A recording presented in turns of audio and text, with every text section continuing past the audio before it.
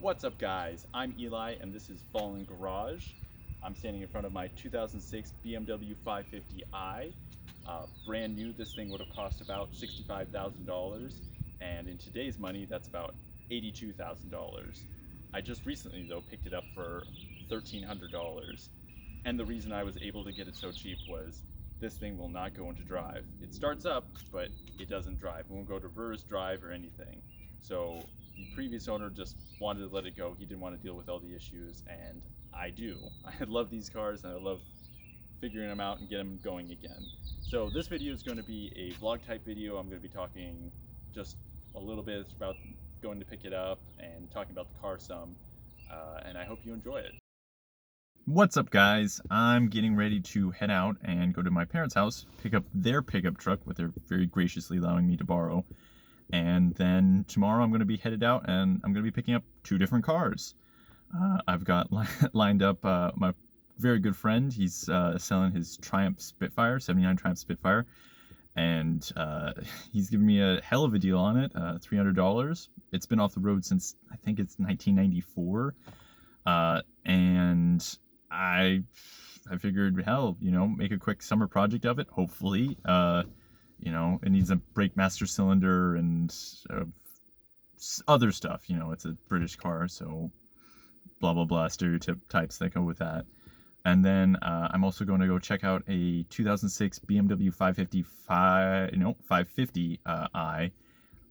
The guy is selling it. It's having some weird transmission issues. He said it was sticking in gears, it wasn't changing right, and then he tried resetting the ECM. And then it wouldn't go into gear. He wanted $2,200 for it, and just chatting to him, I got him down to $1,300. So hopefully go check it out. It looked really stupid clean in the pictures. Looked like it'd been taken good care of. Hopefully it's not a giant pile. The interior is good and looks as good as it does in the photos. I'll touch back in with you in a little bit.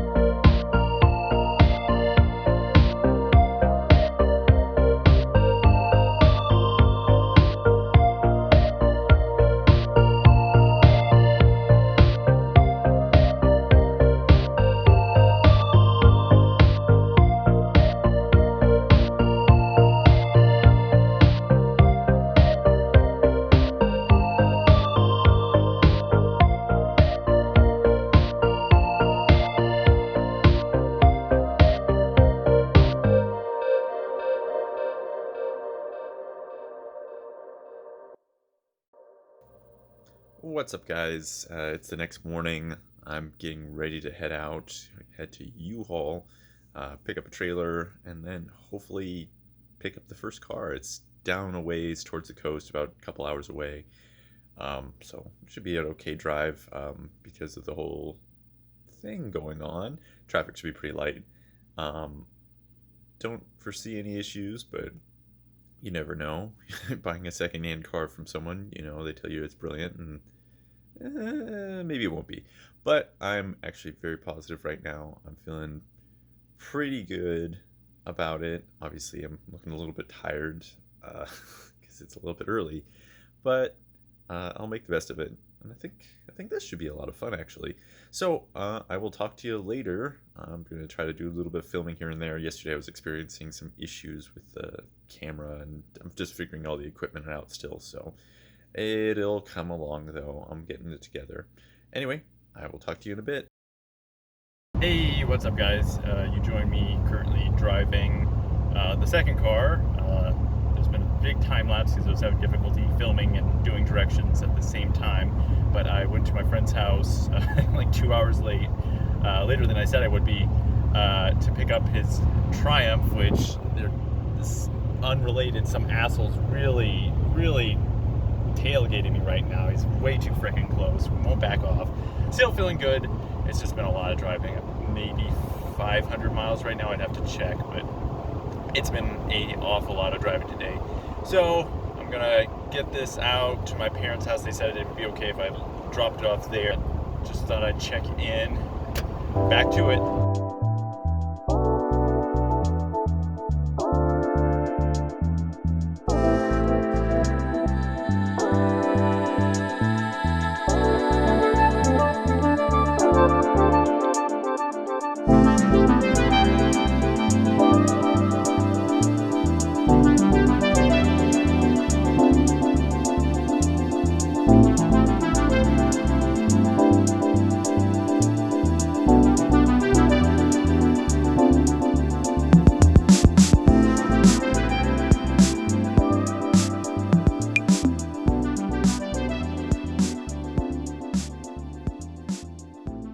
What's up, guys? I'm just relaxing after a long ass day. I think it ended up being 12 hours of driving, and well, it was 7.5 hours on the road. I was just looking at my Google timelines, and about 370 miles in total driving, so quite a lot of driving. And oh my god, F-250 seats after that amount of time are really freaking uncomfortable. I don't have a bad back, but in comparison to driving even like my Volvo. Anyway, I got both cars. The 550 is at my house and the Triumph is at my parents' house. I am still thrilled, still excited. Oh my god, what a long day. And the optimism I was showing this morning has got me through today, but it was a long trek. So anyway, I'm about to bed down, but I had an amazing day. Just looking around the cabin, it's pretty clean. Passenger seats pretty much unused, almost immaculate. Rear seats I think are actually might be unused. They're just absolutely perfect condition. Wood's intact, no cracks, but cleanest interior in the world, it doesn't really matter because if the car doesn't run. So, you know, okay, powers up. Oh, it's a little lumpy, but it's been sitting for a minute. This gas might have been going off on it, so let's try to get that taken care of. But the real issue, and the reason this thing was so darn cheap, is because it will not go into gear. I don't know if the AC works. It's colder. I have to check that out. I'm sure that's absolutely wrecking the audio. CD player, because it is still 2006. Oh my goodness, shut up. But yeah, it's actually a very, very nice car. You see this right here. I hate the soft touch plastics because they all end up looking like that. They just look like absolute crap. And this isn't a fairly lightly used car, 130,000 miles, so not brand new by any means, but certainly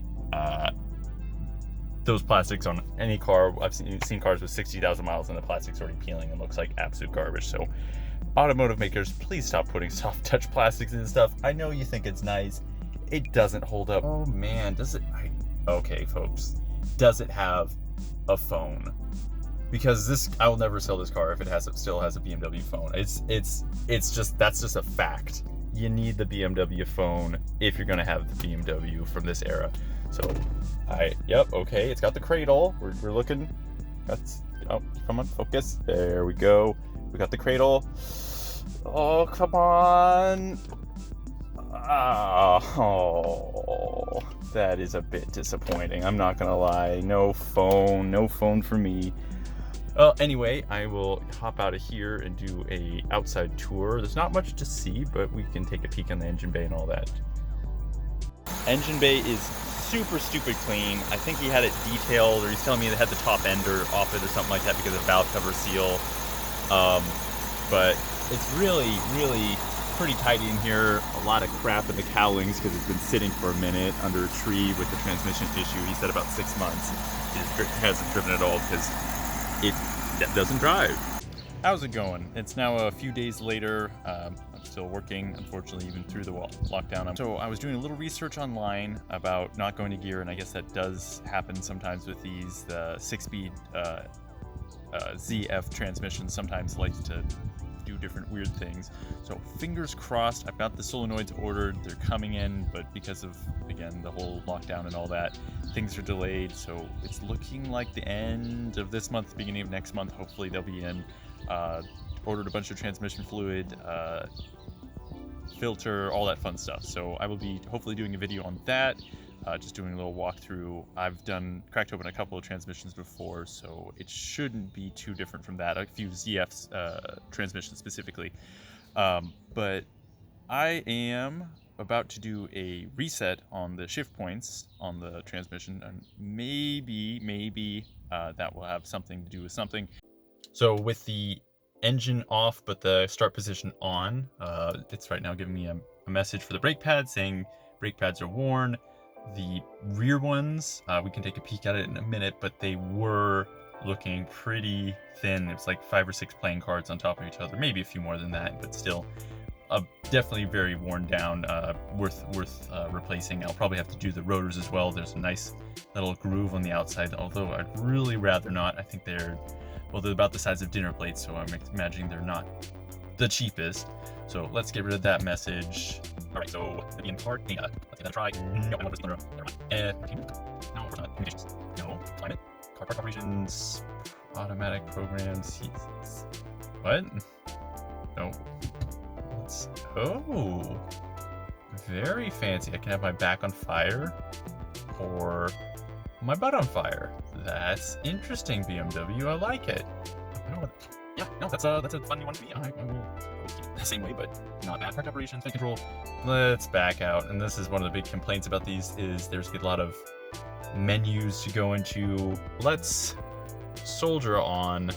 Okay. Hey, what if I just press down the button? No menu. Okay. I can turn the display off. Brilliant. I love it. Display settings, entertainment, vehicle settings, service. Hey, that looks like the boy we want. So go into the service menu. Everything's overdue. Oh geez. So front brake pads, which is ironic because they're definitely brand new. I looked at them. They're looking thick. Spark plugs, the previous owner was telling me that they'd been replaced fairly recently at the cost of about $700 at the BMW dealership. So they should be good to go. I actually, when I buy a car, I enjoy doing the little updates, and I enjoy doing the regular maintenance. It makes me feel a little bit more involved. But anyway, so I bought the oil filter, a special oil filter. I'm not gonna cheap out on this car too badly. You check engine oil level. It's full, which is good, but please observe recalculated service intervals for engine oil. So I'm guessing that's an adaptive. It's funny, my 20-year-old Volvo has a similar system for calculating how often the oil changes are. It doesn't explain it, how it's doing the math, but it'll keep track of how long it's idling and how slow or fast you're driving and all that, and calculate how hard it would be on the oil for the intervals and all that stuff. So it'll adjust it. Oh, I just wanted real quick to show you the brakes right there. They are pretty worn down. What you're seeing is even a little, that's the outside of the brakes. It's like 6 playing cards stacked on top of each other. There's a nice little lip on the brakes. They're obviously seen better days, so I'll be taking care of that and fixing them. I will be getting all that going. I'm just looking at it. It is such a pretty car. I'm really thrilled to get this going and get working on it. Oh, you can even, not to get distracted, but you can see it did move a wee bit when I was doing, messing around with the transmission, and before it wasn't moving at all. So technically progress, but obviously going to limp mode and barely giving it any welly at all. I think that'll be not, we won't call that quite a victory yet.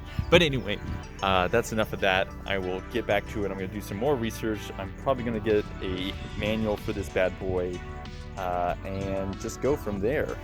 This sort of car is really my forte. I really love the crazy expensive German cars, just something about them. I love the horsepower, I love the way they drive, I love the way they look, and it's just, for not that much money you can get a hell of a lot of car. I really appreciate the watch, guys. If you have any suggestions for how I can make these videos better, how I can make them more enjoyable to watch, constructive criticism is really appreciated. Be gentle. This is my first effort. I'm always open to learning, and if you've got some suggestions, I would love to hear them. I'd really like to thank my sister Verity and my friend Dijon for encouraging me in different ways to do this YouTube video, film something and put it out there, and I really am glad that I did. So stay tuned for more. I'm going to be spinning the Triumph off into a second video. This one was just getting too long, but stay tuned. I will be putting out more videos. This has been Fallen Garage, and I have been Eli.